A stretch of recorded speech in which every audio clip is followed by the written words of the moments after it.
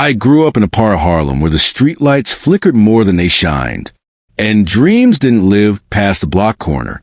My name's Malik Carter, and this is a story of how pain turned me into power. Back then, I was just a skinny kid with patched up sneakers, living with my mom in a one-room apartment that smelled like bleach and old hope. She worked double shifts at a diner, serving men who never tipped, always saying, "One day, baby, you gonna make it out of here. Don't let them break your spirit." But every day after school, they tried to. The neighborhood boys, Dre, Rico, and Ty, they made me their entertainment. They cornered me near the basketball court, slapped the books out of my hands, and laughed as I picked them up one by one. "You ain't built for this hood, Malik. Go hide behind your mama." I'd go home with bruises. Some you could see, some you couldn't. But the worst pain wasn't from their fists. It was from my mom's eyes when she realized I didn't believe in myself anymore. One night, I heard her crying through the thin walls. She thought I was asleep, but I heard everything. "God, please don't let my boy turn into one of them." That was the night something inside me shifted. I didn't want to be one of them. I wanted to be something greater. I wanted to be unbreakable. The next morning, I walked past the bullies like usual, but this time, I didn't flinch. Rico shoved me, expecting me to fall. I didn't. I looked him straight in the eye and said, "This ain't forever, bro, watch me." They laughed, but those 3 words became my promise to myself. That same week, I found an old boxing gym 3 blocks away. It smelled like sweat, rubber mats, and hard work. I stood outside for almost 20 minutes before I walked in. The man behind the counter looked up, a tall, gray-bearded trainer named Coach Wallace. He looked me over once and said, "You fight?" "Not yet," I told him. He smirked. "Good. Then you ain't picked up any bad habits." And just like that, my second life began. I started training before sunrise, every day before school. Jabs, footwork, breathing. Every movement burned into my bones. I didn't have money for gym fees, so I mopped floors and cleaned bags for hours just to earn a few minutes in the ring. But every punch I threw wasn't just at a bag. It was at every person who ever called me weak. At every moment I wanted to quit. At every night I watched my mom cry. Pain became my discipline. Discipline became my weapon. By 16, I wasn't a scared kid anymore. I was a fighter, still broke, still hungry, but no longer afraid. And I had no idea that the same streets that used to mock me would soon chant my name. That morning, when I walked past Dre and his crew, I didn't flinch. Not because I was stronger, but because I was done being afraid. Dre smirked, spinning a basketball on his finger. Look who finally grew a backbone. They shoved me again, laughed, same routine, but something was different. I didn't look down. I didn't pick up the books this time. I just stared at him, and for the first time, I saw what he really was, a coward hiding behind attention. He didn't like that look. He punched me in the face. The world blurred. Pain shot through my jaw, and the metallic taste of blood filled my mouth. I didn't hit back. Not because I couldn't, because I didn't want to waste my shot. Not yet. That evening, I limped home. My mom saw me, gasped, and reached for a rag. "Baby, not again." I stopped her hand. "It's okay, Ma. This is the last time." She didn't believe me, but I meant it. A few weeks later, I met Coach Raymond, a retired boxer who ran a dusty gym 2 blocks away. He saw me hanging outside after school one day, watching through the window as fighters trained under the dim lights. "You just gonna watch or you gonna learn something?" he said, arms crossed. That became the first step of my rebirth.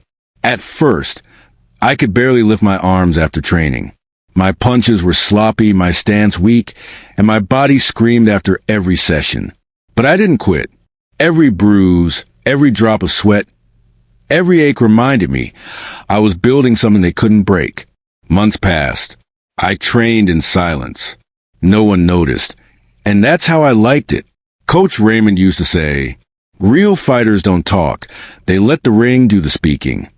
So I stopped speaking to prove anything. Meanwhile, Things at home got worse. My mom's boyfriend, Leon, had started coming around more often. He wasn't violent, but he was cruel. The kind of man who broke spirits with words. He'd look at me and laugh. You still think you gonna make out the hood? Boy, this world eats dreamers alive. My mom defended him sometimes. She said he was trying to be a man of the house. But all I saw was another man trying to remind me where I didn't belong. Then one night, Leon crossed a line. He came home drunk, threw his keys on the table, and yelled at my mom for something small.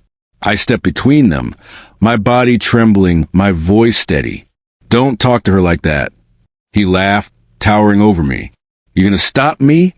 And that's when everything went black. I swung. One clean right hook. All that training, all that pent-up anger, landed in one motion. He hit the wall, slumped to the ground, shocked, silent. My mom screamed. I didn't say a word. I just walked out into the night air, fists still shaking. For the first time, I wasn't scared of anyone, but I was scared of myself.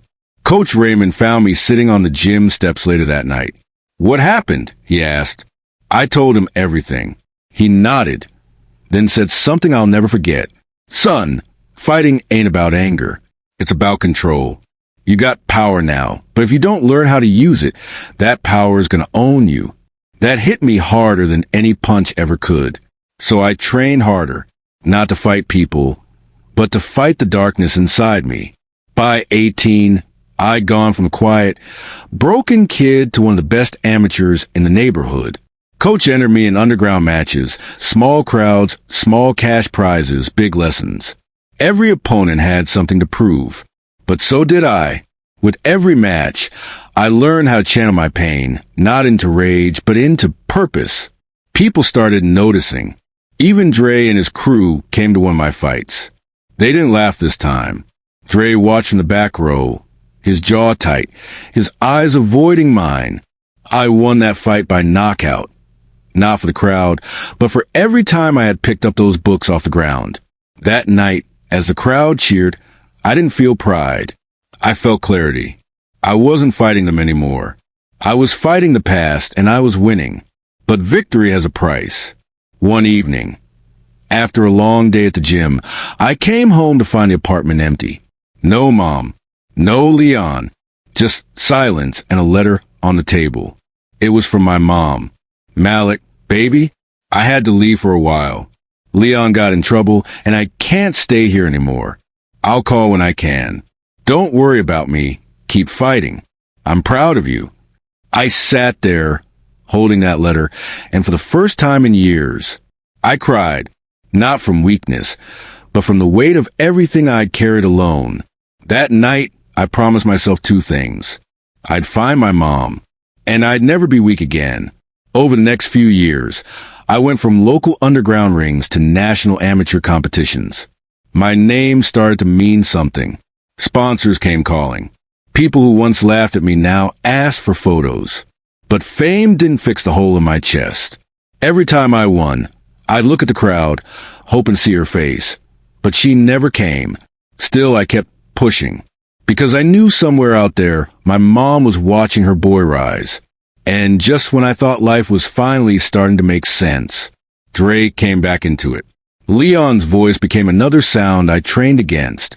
Every insult he threw at me, every time he told my mom she raised a soft boy, every time he looked at me with that smirk like he owned our home, I added it to the fire burning in my chest. But the night everything changed wasn't about me. It was about my mother. It was summer. The kind of Harlem heat that makes the air heavy and the nights restless. I'd just gotten back from the gym, clothes soaked with sweat, knuckles raw from hitting the bag, so hard I thought it might tear. When I walked into our apartment, the front door was half open. That was unusual. I dropped my backpack quietly. Then I heard it, Mom crying. Not just crying, breaking. Leon's voice sliced through the hallway. You think you can disrespect me? Huh? You think you can talk back? My stomach twisted. He had never raised a hand before, but I knew that tone. That was the tone right before violence. I stepped into the living room and froze. Leon had my mother by the wrist, squeezing so hard her hand was turning red. She looked at me with terrified eyes, the kind that carried years of endurance, not weakness. I saw myself in her pain. I saw every bruise I ever hid, every insult I swallowed, every time I stayed silent. Not tonight. Let her go, I said. Leon turned, eyes narrowing. Then he laughed, a cold, sharp sound. Boy, don't make me embarrass you in your own house. I saw myself in her pain. I saw every bruise I ever hid, every insult I swallowed, every time I stayed silent. Not tonight. Let her go, I said. Leon turned, eyes narrowing. Then he laughed, a cold, sharp sound. Boy, don't make me embarrass you in your own house. I stepped forward. He shoved my mother away. She stumbled into the wall. Something inside me snapped like a rope pulled too tight. I didn't think. I didn't consider consequences. I didn't even feel fear. I just moved. I threw one punch. Just one. But it wasn't the wild swing of a scared kid. It was the punch I'd practiced 1,000 times under Coach Raymond's watchful eye. A straight right, shoulder rolled, feet planted, hips turning. It landed with a sound that seemed to silence the whole world. Leon crashed into the dining table, knocking over plates and a half-empty beer bottle. He wasn't unconscious, but he wasn't getting up quickly either. My mom covered her mouth, eyes wide. Malik, baby, what have you done? I looked at my hand, shaking but steady enough. For the first time, I wasn't afraid of my own strength.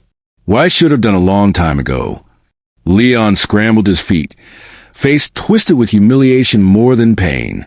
You think you're a man now? You think you can hit me and walk away? He stormed past me, yelling curses as he left, slamming the door so hard a picture frame fell. He didn't come back. Not that night. Not ever. Mom sank onto the sofa, trembling. I sat beside her. She said nothing for a long time. Finally, I don't want you turning into him. I swallowed. My jaw was still tight from adrenaline. I won't, Ma. I promise. Where did you learn to hit like that? I hesitated. The gym. She stared at me like she was seeing me for the first time. You're changing. I have to, I said softly. This neighborhood, this world, it won't spare me. She rested her head on my shoulder. Just don't lose your heart. Word travels fast in the hood. By the next afternoon, the block knew I dropped Leon with one punch. Some kids avoided me. Some watched me like I was something new. And Dre? Dre looked annoyed, like the universe had stepped out of line by giving me a moment of power. He stepped into my path 2 days later. Heard you got lucky with Leon, he said. But luck ain't strength, Malik. Don't get it twisted. Rico and Ty flanked him, arms crossed, waiting to see if I'd fold. But something had shifted in me. Fear had evaporated. I didn't raise my fists. I just looked Dre dead in the eye. I ain't your prey anymore. His face twitched, the faintest sign of irritation. Rico stepped toward me. You want to test that? For a moment, my fists tightened. My muscles twitched. My heart fired like a piston. But I exhaled slowly. Coach's words echoed in my mind. A real fighter chooses his time. I walked past them. That anger, that heat boiling in my chest, I saved it. Not for them. For myself. For my future. Coach sees a change. That evening, Coach Raymond watched me from across the gym as I hammered the heavy bag with everything I had. 3-minute rounds. No breaks. No mercy. When the bell rang, he walked over and tapped the bag. Something's changed. What happened? I kept my gaze on the floor. Home got messy. He nodded like he understood more than I said. You used that energy in here. Good. But let me tell you something. He gripped my shoulder. If you let rage drive you, you'll burn out before you rise. I swallowed hard. So what do? He stepped back, pointed at the ring. You learn control. You learn discipline. You learn to hit back at the world without letting it own you. Then he smirked. You ready for the ring? My heart thudded. You think I am? I think, he said, you're hungry enough. When Coach put my name down for my first amateur bout, something in me felt like it was finally beginning. The fight was in a worn-down community center. The ring ropes sagged, the chairs creaked, the fluorescent lights flickered like they couldn't keep up with the energy in the room. Dre and his boys were there in the back row. Of course they were. But when I stepped into the ring, everything faded except my opponent. A stocky kid named Julio. He had experience. He had strength. But I had purpose. Coach leaned in through the ropes before the bell. Don't fight to hurt him. Fight to prove you belong here. The bell rang. Everything blurred. The roar of the crowd. The sweat. The instinct. The movement. The training. Julio landed a jab. I didn't fold. I answered. Hard. The fight lasted 3 rounds. Brutal, exhausting rounds. But when the final bell rang and the referee raised my hand, I swear I heard something break inside me. The part of me that believed I wasn't enough. After that day, something changed in the neighborhood. Kids watched me differently. Mothers nodded at me respectfully. Even the older gang members saw something new in my posture. Confidence. But Dre didn't like losing control. Because to him, the block was his kingdom. And every king needs someone beneath him to feel tall. I had stepped out of that role. And kings don't forgive rebellion easily. The next morning, word had spread. Harlem had a mouth, and it spoke fast. When I stepped outside, walking to the bus stop, small groups of men nodded at me. Old heads on the stoop gave me that look, the one that said, "We heard you drop Leon."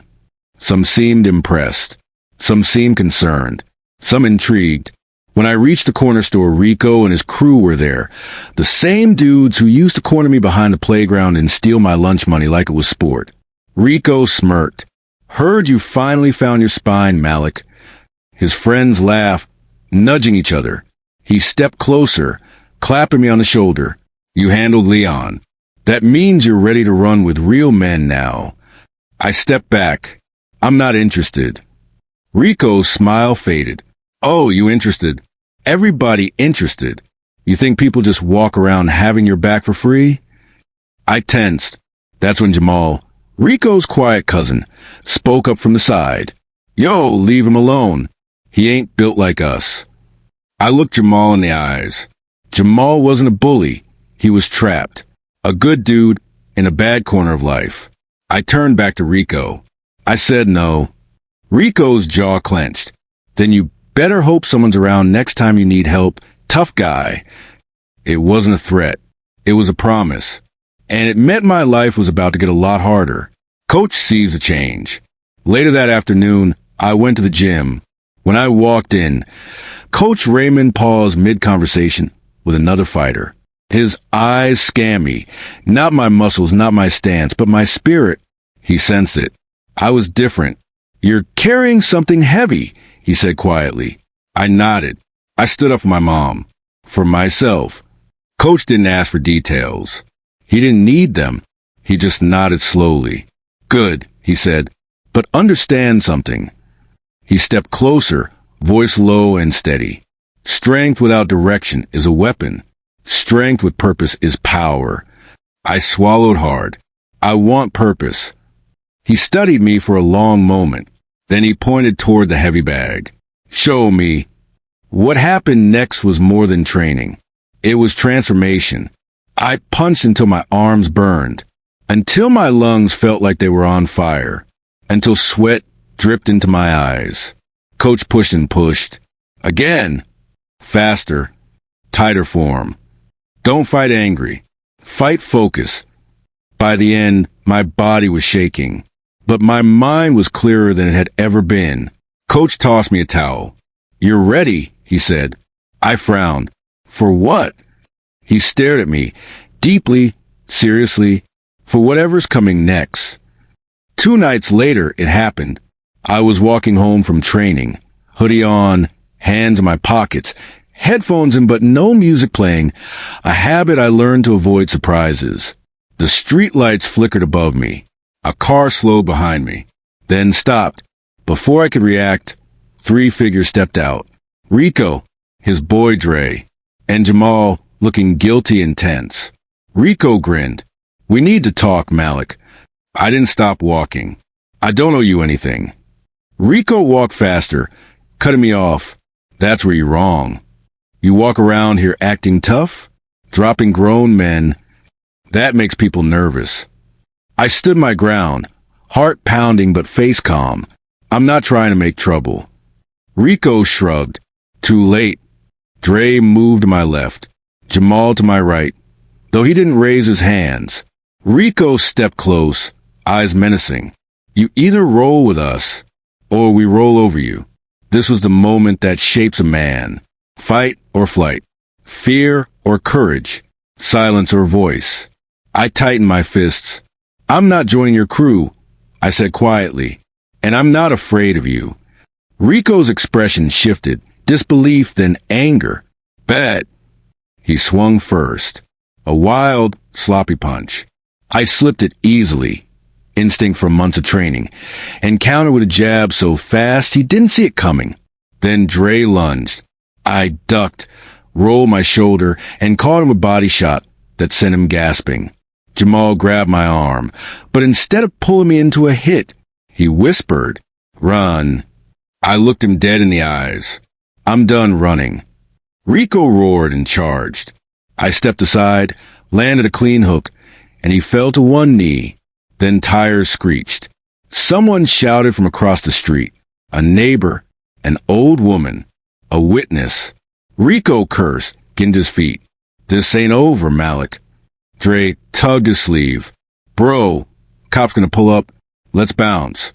Rico pointed at me one last time. "You better pick a side before the streets pick for you." They got back in the car and sped off. I stood alone under the flickering streetlight, chest rising and falling. I wasn't a scared kid anymore, but the world was about to treat me like a threat, and everything would get worse before it got better. Rico's hand stayed on my shoulder longer than I liked. His grip was firm, territorial, like he was claiming something. The old Malik would have looked at the ground, but the new me, the one shaped by bruises and late-night discipline, the one forged by years of humiliation and fresh resolve. I lifted my chin and met his eyes. "I'm not running with anyone," I said, calmly. For a moment his smile didn't move, but his eyes hardened. Rico's boys shifted, watching. People on the street pretended not to pay attention, but Harlem always listens. Rico clicked his tongue. "So that's how it is? You get a little muscle and think you're untouchable?" I didn't blink. "I'm not trying to be untouchable. I'm trying to be better." His face twitched. He wasn't used to being denied anything, especially not by someone he'd bullied for years. His voice dropped low. "Careful, Malik. Pride looks good on no one except the dead." He stepped back, and his boys followed as he walked away laughing. But it wasn't the real laugh. It was the one people use when they're planning something. And just like that, I realized my strength earned me respect, but it also painted a target on my back. The turning point. 3 days later, Coach Raymond asked me to stay after training. I was drenched in sweat, knuckles raw from hours on the bag, lungs burning but heart steady. He folded his arms. "You've changed," he said. I paused mid-rap. "That a good thing or bad?" He circled me slowly, studying my posture, my breathing, my eyes. "Both," he said bluntly. "Your rage has become discipline. That's good. But discipline without direction? That's a weapon without a purpose." His words hit me harder than any punch I'd taken. He continued, "What happened with Leon? I'm proud you defended your mother. But the streets? Malik, they don't just watch. They respond." I swallowed. I already knew who he meant. "Rico, you think he'll come for me?" Coach didn't answer immediately. He sighed, rubbing his jaw. "Boys like Rico don't forgive the ones they can't control." I wrapped my hands tighter. "I won't run." He shook his head. "I'm not asking you to run. I'm asking you to choose what kind of man you're becoming." His voice softened. "Pain made you strong, but compassion will make you powerful. And power, it only means something if you use it to lift others. I looked at the ring, the shadows stretching across its blue canvas. For the first time, I understood exactly what he meant. This wasn't about fighting bullies. It was about ending the cycle that made bullies possible. Trouble comes knocking. That very night, trouble found me. I was heading home from work when I heard hurried footsteps behind me. 3 guys. Faces familiar, silhouettes dangerous. Rico's crew. I kept walking until one of them called out, "Yo, Malik." I turned just enough to see their hands empty, no weapons. That was good. It meant they weren't here to kill me. Not yet. But 3-on-1? They definitely weren't here to talk. The tallest one, Tino, stepped forward. "Rico wants to see you." I laughed under my breath. "Yeah? And if I say no?" He grinned. "We ain't asking." My fists clenched. Coach's words echoed. Discipline without direction is just violence waiting for permission. So I forced myself to breathe. "Tell Rico if he wants to talk. He can come himself." Tino blinked. "You serious?" "Dead serious." The boys exchanged looks. And for a second, just a second, I thought they were going to jump me, but something in my stance must have told them I wasn't bluffing. Finally, Tino cursed under his breath. Your funeral." They walked off, muttering. I kept walking too, but now faster, and when I reached my building, I stopped dead in my tracks. Because sitting on the front steps, smoking like he owned the entire block, was Rico. Legs spread, arms relaxed, eyes cold. He flicked his cigarette away and stood up slowly. "You really making things difficult, Malik." I stayed silent. He stepped closer. "You think because you hit one man you're the man? You think you can disrespect me in my own neighborhood?" I shook my head. "No, I just respect myself enough not to bow to you." His jaw flexed. "You should watch your mouth." "Or what?" I said. "You'll do what you used to do? Corner me? Jump me? Make me feel small?" I stepped toward him now. "Try it." For the first time, Rico hesitated. I saw it. A flicker of doubt. A flash of fear. Because bullies know how to hurt the weak. But they never know what to do when the weak stop being afraid. He scoffed, turning away. "You ain't worth the trouble." He walked off, but I knew the truth. He wasn't done with me. He was just recalculating. Purpose finds me. The next day, a kid named Jamal, small, shy, maybe 12 years old, waited outside the gym. He hung around like he didn't know if he should be there. I recognized that feeling. The fear of belonging nowhere. I walked up slowly. "You lost." He shook his head. "Saw you training in there. You used to get bullied, right?" I blinked. "Something like that." He swallowed. "There's these guys at school, they keep taking my stuff. Yesterday, they pushed me into the trash can." His voice cracked. I just wanted to stop. Silence. Everything in me froze.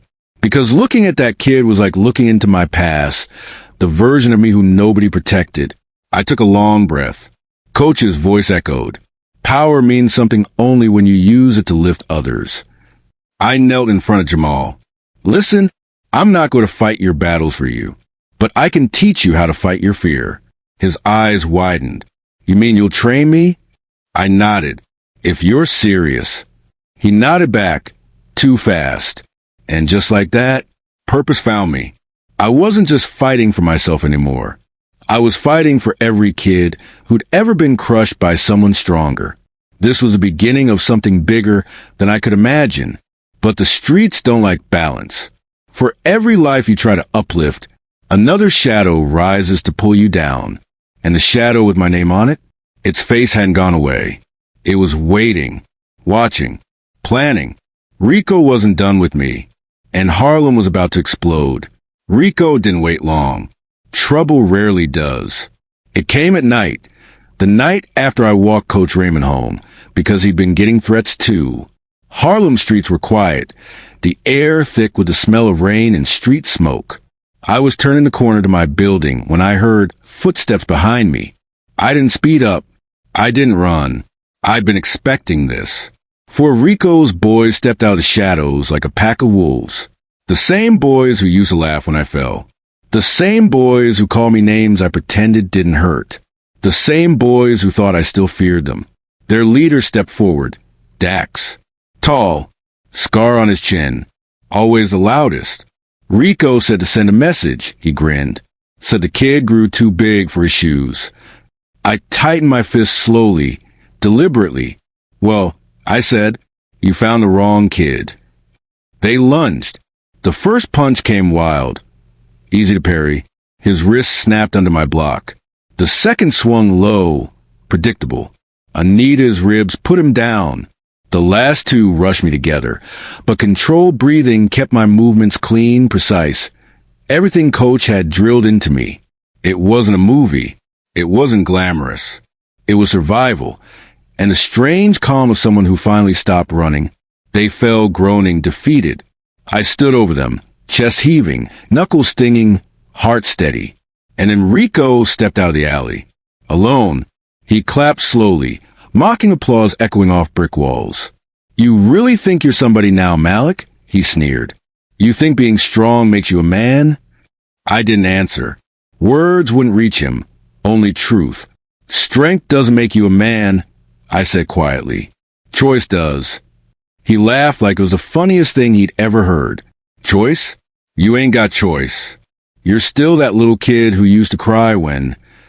I moved before he finished. Not out of rage, but out of finality. His punch was sloppy. Mine wasn't. A clean jab. A perfect cross. A step back. A body shot that took the air out of him. He didn't drop. Rico was tougher than that, but he staggered. And then something changed. He looked at his boys, scattered and hurt. Looked at me, standing alone but unbroken. Looked around the neighborhood he claimed to own, the same neighborhood that now stared through windows and door cracks, watching a shift in power. Rico stepped back, then back again, and he left. No threats, no yelling. He just left, because Harlem had just witnessed something historic. The bullied boy wasn't prey anymore. He was a name, a force, a presence. Word spread fast. Not because I bragged, but because Harlem carries stories faster than wind. Kids who used to get taunted at school started showing up at the gym asking, Malik, can you teach me? I want to defend myself too. I'm tired of being scared. And I said yes. 1 student became 5. 5 became 20. 20 became an entire community. Coach Raymond and I partnered up officially. Stand Strong Harlem, self-defense and confidence training. But it wasn't about fighting. It was about dignity. About walking through the neighborhood with your head high. About reclaiming the power people tried to take from you. Mothers brought their kids. Teachers recommended us. Even cops, who once side-eyed me, nodded respectfully when they saw the clean classes we ran. I began earning real money, more than I ever imagined. But more importantly, I earned respect, not fear, the good kind. The kind my mother had always dreamed I'd carry. Months passed. Life grew better. My mother finally smiled again. Her health improved. We moved to a cleaner apartment. Peace, real peace, settled into our home. And then Leon came back. Not drunk, not violent, just defeated. He knocked on the door while I was closing the gym. This time, I didn't hide behind Mom. I opened the door. He stared at me, the height, the posture, the strength he'd never seen in me before. Your mother, she deserves to hear this, he said quietly. I didn't step aside, but I didn't slam the door either. Mom walked into the hallway. Her eyes widened, but she stayed strong. Leon swallowed. I came to apologize, he said. I was wrong. I was weak. I hurt both of you. I'm not asking to come back. I just want to say I'm sorry before I leave the city. My mother shook, not from fear, but from years of wounds reopening. I waited. Mom spoke softly. Thank you for saying it. Now go. We've healed without you. He nodded, tears filling his eyes, and he left quietly. For the first time in my life, I didn't feel hatred toward him. I felt closure. Real, cleansing closure.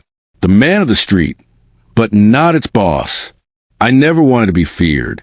People started calling me the boss of the block, the Harlem Guardian, the fighter with a purpose. But titles didn't matter. What mattered was a kid who walked into my gym after being beaten. The single mother who finally felt safe walking home. The boy who learned to stand up to a teacher's bullying. The girl who gained confidence after years of silence. What mattered was impact, not dominance, not ego. Impact. One night, months later, I walked down the same street Rico used to patrol. I passed the old gang corner. Empty. Kids were playing basketball there now. No fear. No threats. No Rico. I heard he moved to another city after losing everyone's loyalty because Harlem doesn't follow bullies. It follows strength with purpose. I took a deep breath, the cool Harlem air settling into my lungs like victory. For the first time in my life, I wasn't running from anything. I wasn't hiding from anyone. And I wasn't seeking revenge anymore. I had become the man I needed when I was a scared kid, and the man others needed now. They bullied me when I was weak, but I didn't become strong to hurt them back. I became strong to protect everyone like me, and that's the real revenge. Rising so high that the world has no choice but to respect you,